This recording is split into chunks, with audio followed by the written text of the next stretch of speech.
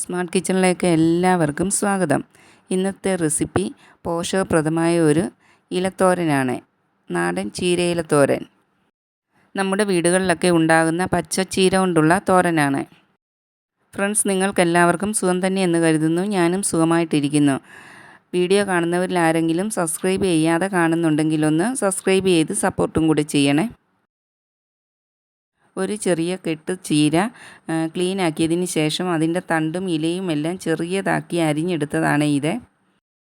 ഇനി ഒരു അരപ്പ് റെഡിയാക്കേണ്ടതുണ്ട്. അതിന് എന്തെല്ലാം വേണമെന്ന് നോക്കാം.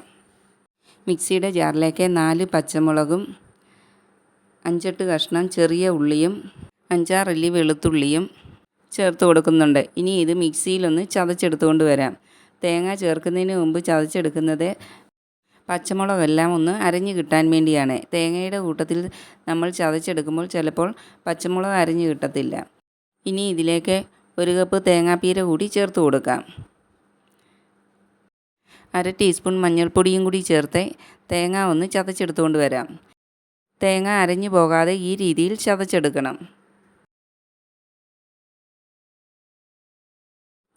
ഒരു പാൻ അടുപ്പിൽ വെച്ച് ചൂടാകുമ്പോൾ അതിലേക്ക് 2 ടീസ്പൂൺ വെളിച്ചെണ്ണ ചേർത്ത് കൊടുക്കാം.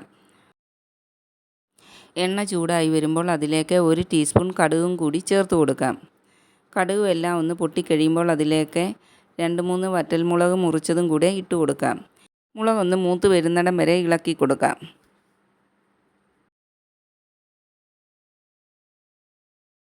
മുളക് മൂത്ത് കഴിയുമ്പോൾ നേരത്തെ ചതച്ച് വെച്ചിരിക്കുന്ന തേങ്ങാപ്പീര ചേർത്ത് കൊടുക്കാം.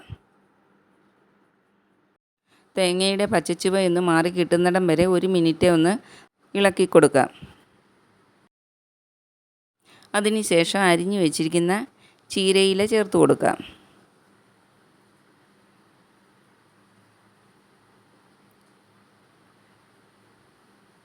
ചീരയില ഇട്ട് കൊടുത്തതിന് ശേഷം തോരനിലേക്ക് ആവശ്യമായ ഉപ്പും കൂടി ഇട്ട് കൊടുക്കാം.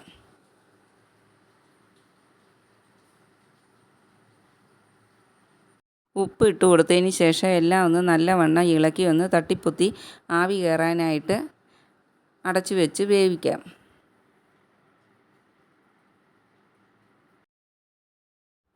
ഇലയായതുകൊണ്ട് തന്നെ ചീരയ്ക്ക് വലിയ വേവൊന്നുമില്ല. 2-3 പ്രാവശ്യം അടപ്പ് മാറ്റി ഒന്ന് ഇളക്കി കൊടുത്തുകൊണ്ടിരിക്കണം. ചീരത്തോരന് വെള്ളം ഒട്ടും തന്നെ ചേർത്ത് കൊടുക്കേണ്ടതില്ല. ആവി കൊണ്ട് തന്നെ ഇത് വെന്ത് കിട്ടും.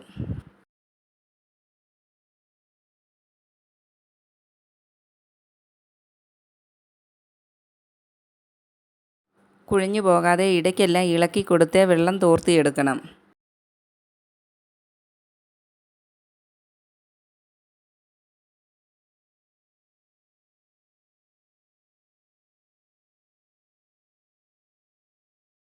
കുട്ടികൾക്കും മുതിർന്നവർക്കും എല്ലാം ഒരുപോലെ ഹെൽത്തിയായ ഒരു ഫുഡാണ് ചീര കൊണ്ടുള്ള ഈ തോരൻ.